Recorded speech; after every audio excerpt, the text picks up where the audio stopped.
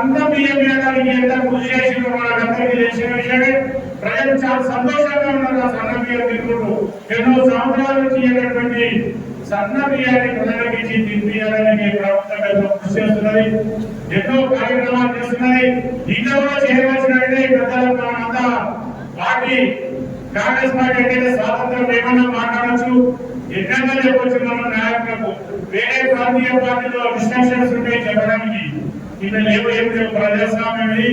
నేను పెద్ద నాయకుల ఇంకా కొన్ని కార్యక్రమాలు తప్పకుండా వాటి కూడా ముఖ్యమంత్రి మాట్లాడి చేయటైతే తప్పకుండా మేము స్వార్థాంతంగా ఉన్నటువంటి ఎలక్షన్లు తప్పకుండా మనోరెడ్డి గారి నాయకత్వంలో ఆయన చేసినటువంటి అభివృద్ధిని ప్రజలకు తీసుకుపోయి ఆయన తిరిగి ఎంతగా మానవ గ్రామాలు తిరిగి ఎంతో కష్టాలు పడుతున్నారు కాబట్టి మనమంతా కూడా ఆయన చేతుల్లో పనిచేస్తామని ఈ సభాముఖంగా అందరికీ జరిగినటువంటి సెలవు తీసుకుంటారు.